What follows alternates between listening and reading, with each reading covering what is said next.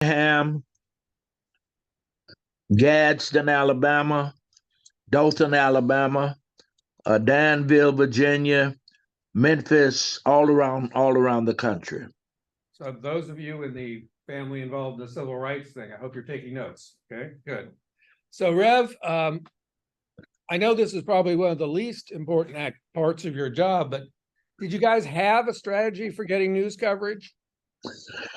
Well, we thought that if we were having the sit-ins or that the local community would write about it and tell the story or show it. Most of our strategy actually came, most of our coverage from national media. The local media acted like we were not there and, in fact, tried to ignore us unless something tragic happened, as in Selma with the beating of Jim Clark on C.T. Vivian or on in some of the rest of us, John Lewis, in Birmingham when Bull Connor set the dogs on us and turned the water hoses on us. But we really did not have ourselves a strategy whereby our main goal was to organize the community to stand against the racism and hopefully to educate whites in the community because they were being left out also. One of the things we found out over and over again, for instance, in Appalachia and in other parts, that many of the whites in the community who were not economically advantaged were suffering just as much as us, if not worse. And so the movement was really designed not just to liberate Black folk or African Americans, but to liberate society so that we all could walk together and strive together. And so it was to break the age-old pattern of pitting poor Blacks against poor whites. There you go. And and one of the things that that we discovered, and tragically to say, but the white men who were in charge of the system felt that it was important to keep African Americans, Blacks down, but they also had an attitude that the only place for white women were in the kitchen barefoot and pregnant, because they did not want to see their women even in holding governmental positions or elected positions. And so when we fought for everybody. And one of the things that happened is the Voting Rights Act of that time and the Civil Rights Act of '64 liberated whites who lived in the South just as much as it liberated Black people. Okay, so let me get back to the press for a second. So you guys would be more successful getting coverage from, say, the New York Times than you would be from the Montgomery paper or the Tallahassee That's right. paper. That's right. And if they put something in the paper, they put it way back in the back where it would not be noticeable unless something really tragic happened that would cause a death or cause a major upheaval of downtown. And sometimes if they did cover it, it would be mostly in the frame of violence and frequently in a weird frame like outside agitators arrive in town or something. Yeah, that was always interesting to me. Even in my own hometown of Memphis, we were considered outside agitators, troublemakers.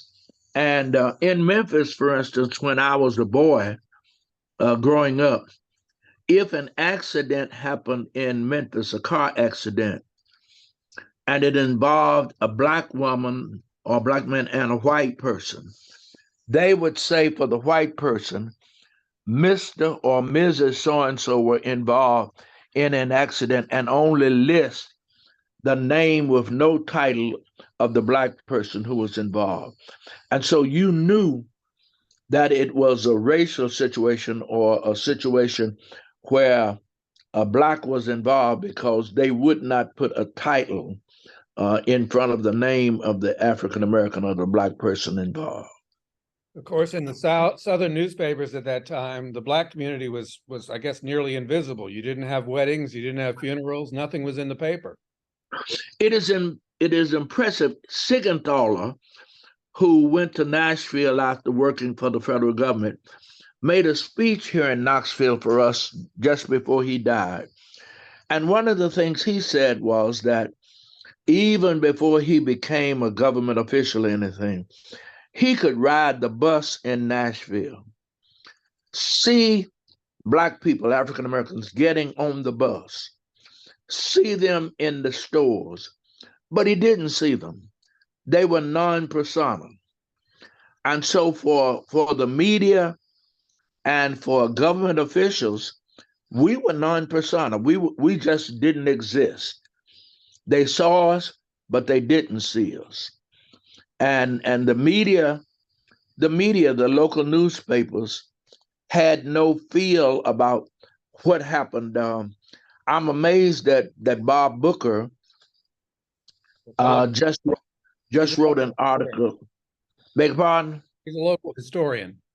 Right.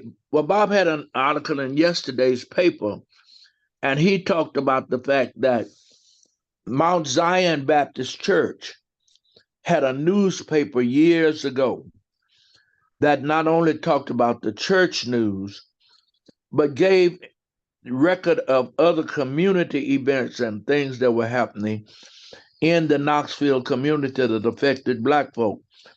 And it was interesting because many of those events, significant as they were never recorded in the local press. And if they were given a small spot somewhere around page 25. We probably should mention as well, there was then and there is now the African American press, like the New Amsterdam News, the Pittsburgh Courier, the Chicago Defender. I'm probably leaving out some big ones, but you had the Chicago Defender, Memphis had the Tri-State Defender. There was a newspaper published out of Atlanta by the Scott Syndicate, which were Black people, and they had the Atlanta Daily World, they had the weekly Memphis World, Chattanooga World, and then they had papers all over Alabama and Florida. These were weekly papers, once a week. The Baltimore paper, the Sun Times, yes. And one of the things that happened is that when local media did start carrying events of importance, it slowly phased out those African American papers, which had been the stable communications piece. Knoxville had 2 or 3 papers at different junctures that carried information about the Black community. Okay. Well, I want to open up to our students here and see if they have questions, because I'm sure they do. So anyone want to ask a question of Reverend Harold Middlebrook? One? Yes. I just want to know how you got involved in the civil rights to begin with, like how that initiated. How'd you get involved in the civil rights movement, Rev? When I was in the 10th grade in high school, we had a group called the Bluff City Council of Civic Clubs, and we had civic clubs in each of the major communities, wards. And I was president of the 13th Ward Junior Civic Club, and I got involved in a voter registration campaign. They were going to give a $50 prize, and back then, $50 was a lot of money. They were going to give a $50 prize to the person who registered the largest number of voters. And every afternoon when I got out of school, in my ward, I went out knocking on doors, organizing drivers who would pick people up, and have some ladies who would sit with their children while the women went to register. And I got the $50. All right. When the first sit-ins took place in Memphis in 1960, the sit-ins were not at lunch counters, but was at the public library. And for some reason, That Saturday, I ended up president of the student council at Booker Washington High School, but I was the only high schooler at Lemoyne College when the students went to sit in at the library, and I ended up being one of those who everybody else went to jail. I went to juvenile court. They got out on Saturday. I couldn't get out till Monday. And from there on to Morehouse, and the sit-ins were going on at Morehouse time I got there. So I became involved. It's something, a cause, a sense of belonging and importance drew me into the movement. And it's as if I were born to be there. Wow. Well, getting back to the media and the press for a second, did you have any particular media heroes, people who you thought fought hard to cover things? Well, I think there were a number of people. One of the things that interested me later on in life was in Memphis. There was a fellow who had been a police officer, and he was a photographer, Ernest Withers. And Ernest Withers was the man who took pictures of Emmett Till and put them in Jet and Ebony magazine so that people could see what happened to him. He covered Little Rock desegregation, and he came to Birmingham as a freelancer. And so he was one of the men that I really, really, really, there were several others on the national scene that I had a lot of respect for. I did have a little more respect for the media in Atlanta than I did in other cities because even back in 1960, Atlanta was kind of the New York of the South. And while the mentality was still segregation, um, people there kind of took it a little different from the way they did in the rest of the South. But yes, there were several out there who I thought really cared, and even not African American. I think Walter Cronkite was one of those who tried to really carry the message on an equal basis. That's true. CBS Evening News, Walter Cronkite, and several of the people who worked with him did cover the movement. Right, right. I think and as I said, these were television media people. There were some, and I just don't recall offhand. There were some out of New York and out of D.C. who were print media who carried some of the stories. Other questions for Reverend Harold Middlebrook? Yes, Bailey. Who were the prominent government leaders, and what do you remember about them? What do you remember about some of the prominent government leaders of the day? Boy, that's a big question. There were so many. Well, there. I don't like to use the term that our immediate former president used, but there were some good people out there who really tried to carry the message. John Kennedy was not initially committed to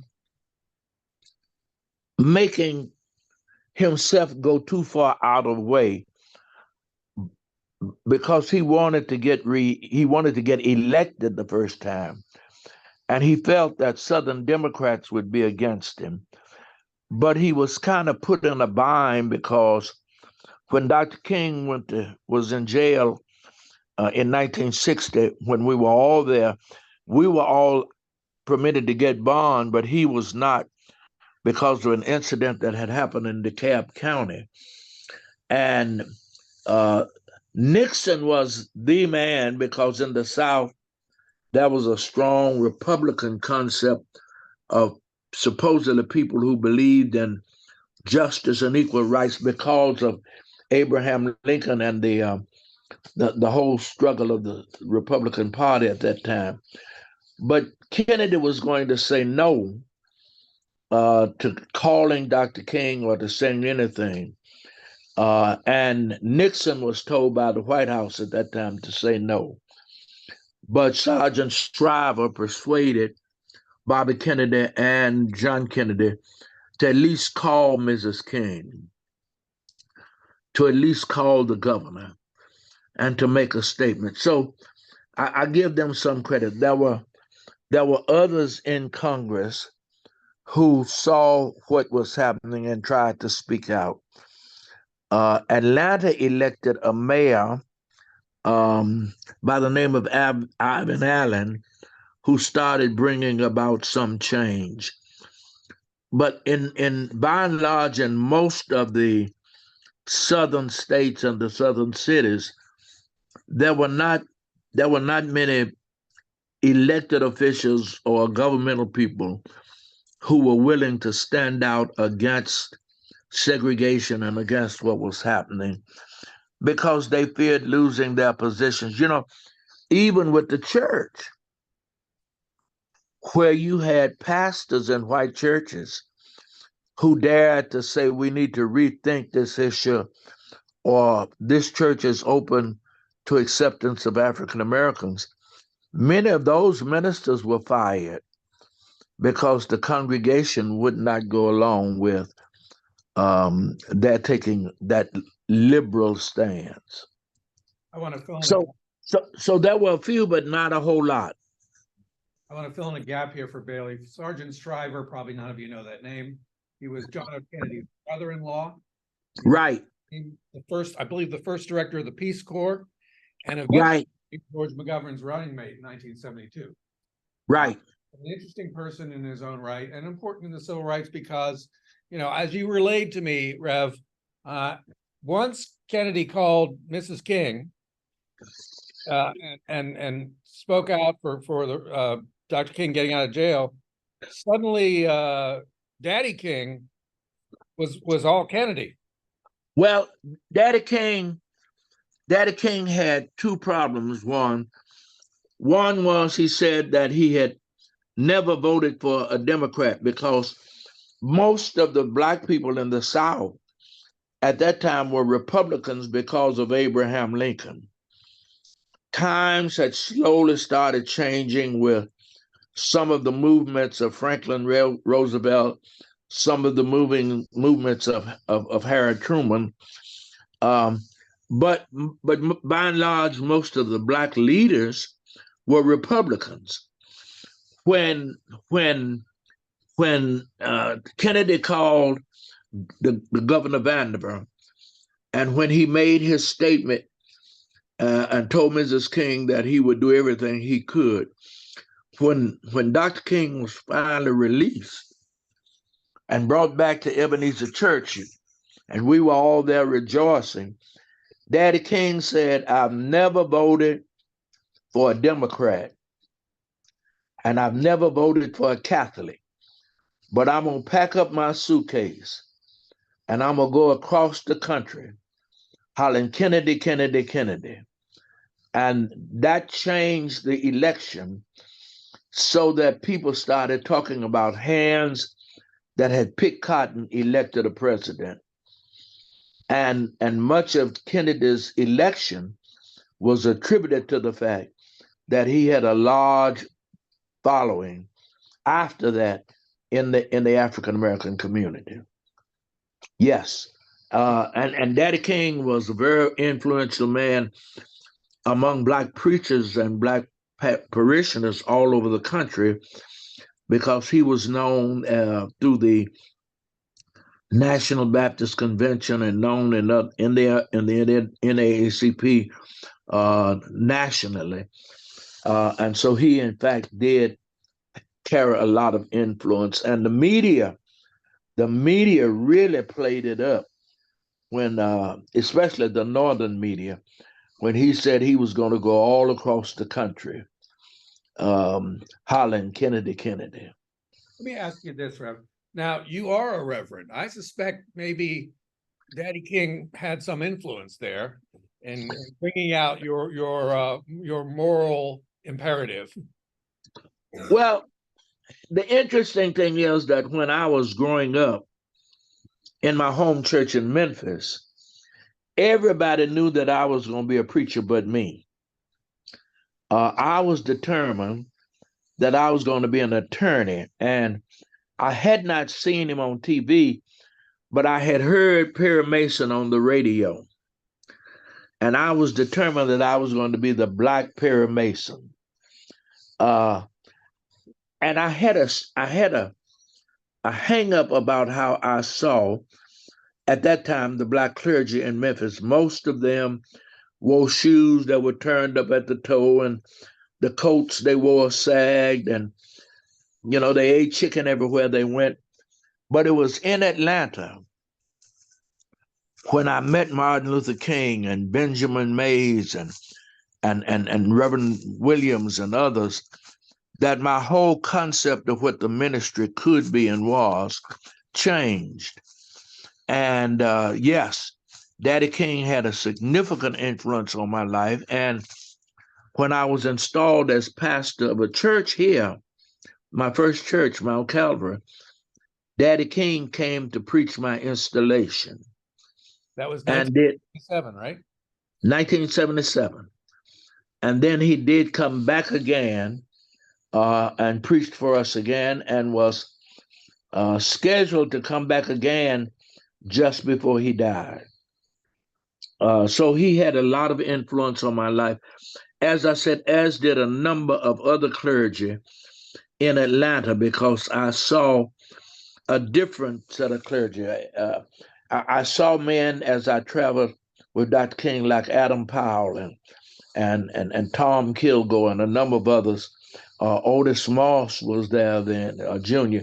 So Atlanta did change, and Daddy King, my whole concept of the ministry. And I guess that's been my method of operation ever since. That I see the ministry not just in the pulpit, but in the community where the people are, because that's where Jesus was. The Spirit of the Lord is upon me, because he hath anointed me to preach deliverance to the poor, release of the captives. Yeah. Any other questions for Reverend Harold Middlebrook? Bailey, yes. I have two. Okay. One was, how old were you during all this time? How old? Let's see. You were born when? 47, something like that? No, I was born in 42. This past July 4th, I was 81. So in 1960, you were what? I was 18? in high school. I was getting ready to graduate from high school, 17 years old. I turned 18 that July. Had been arrested before I was 18. The Rev is all-American. He was born on the 4th of July. How about, my mother used to say that I came here with a bang, and I had been popping ever since. So what was your other question, Bailey? What else would you like our generation, for the next generation, to understand about the civil rights movement? Did you hear that, Rev? No, I didn't. What do you want her generation or the next generation to understand about the civil rights movement? Many people would have you believe that the civil rights movement was just for the liberation of Black people. The civil rights movement was about lifting the glass ceiling, about liberating the minds and the thoughts of people everywhere, so that we could work together for the good and the betterment of the nation. It's impossible to keep me in the ditch without your staying in the ditch with me. But if you rise and we work together, all of us can work to make this nation a better nation. One of the things that disturbs me now is that, we believed, number one, that education was the way out of the dilemma.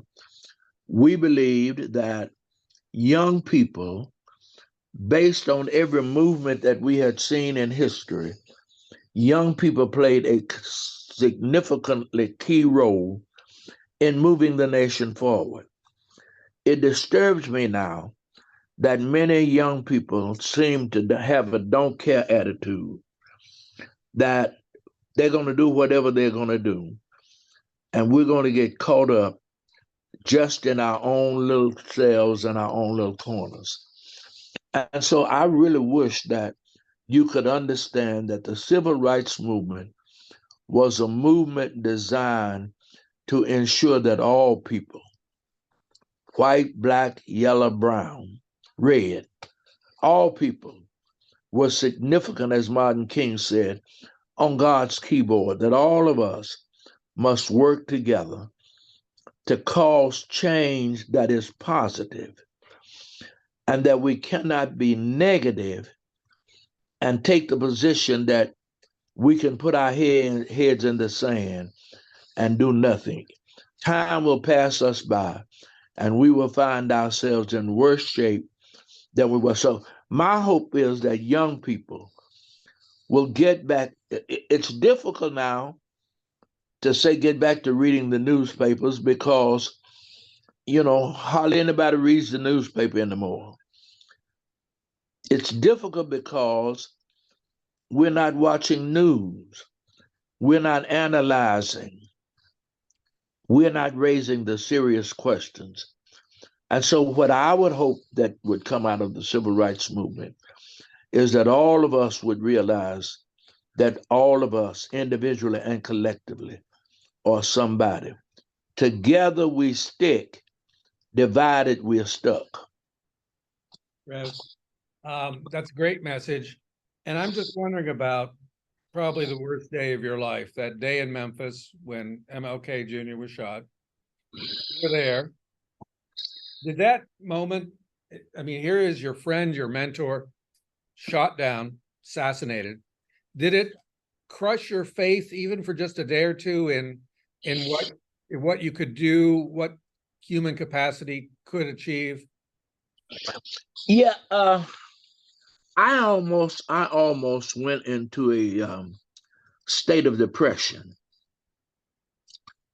If they could kill a man like Martin, who was about peace and justice and dignity for everybody, if society could do that to him, then what would it do to the rest of us?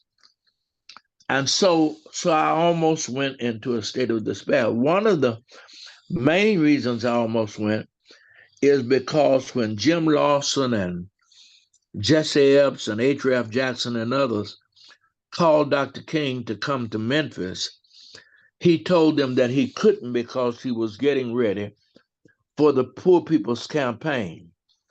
I called Daddy King and asked Daddy King to persuade Martin to come make a speech. And so I started kind of grieving and becoming depressed. And I said, if I had not called him, but then I remembered something, that on a plane from Atlanta to Albany, Georgia, one Sunday following a morning worship, one first Sunday, to break ground for some churches that had been bombed, I asked Dr. King why he didn't have an affiliate of SCLC in Memphis. And his response was that there was a strong NAACP chapter. And I said, but you got strong NAACP chapters all over the nation, and where we have SCLC affiliates. His response to me was, there's something about Memphis that doesn't sit well with me. 6 years later, he's dead. So in my city. So that was kind of troubling. But then I remembered that any man, which was his statement, that has not found a cause worth dying for, has not found a reason to live. And so I've been challenged for those years remaining that there's a cause out there worth dying for. And if you give your life for it, if you really, really commit yourself, as you move toward the final days of life, you can have peace within because you've known that you've done something to help somebody. There was an old spiritual we used to sing in our churches.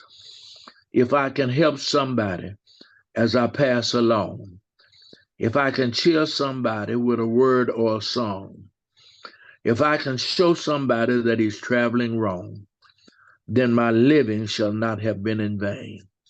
That's my theme. That's my motto. And I think it was I know it was reinforced because walking with him and seeing him and being there when he died, I understood what it was that the old preacher preached when he preached about Jesus and crucifixion and suffering and dying. And so that has molded my life, that has shaped me. And every time I think about, can I quit? Can I do something else? The drive is still there. Keep the struggle going. Pass on to young people what we've gone through to make life better for all of us. Keeping the Rev longer than I told him I would. So forgive us. But Rev, can I sneak in one more question? Yes, sir. You have been jailed, you have been threatened, you've probably been beaten. At Yes. what time in all of the struggles, when were you the most scared?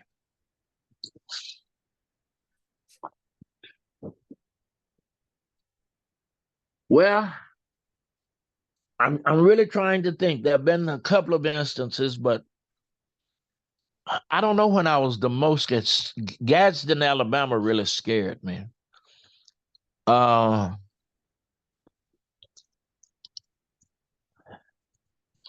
St. Augustine, Florida scared me. And once or twice I thought we were gone in Gadsden, Alabama, and in Selma. But you know, when you look back over it, they used to sing a song said, "Fools rush in where angels fear to tread." Now we look back over it and we say, did we really do that? Were we really there? And so there have been a number of moments. I was jailed in Danville, Virginia, and Virginia is a commonwealth. So they did not put me in. They waited till I came back from the March on Washington, met me at the airport, and took me 200 miles from Danville. And I was the only civil rights person. I was put in solitary. So I didn't know anybody else in the jail, didn't have anybody to talk to.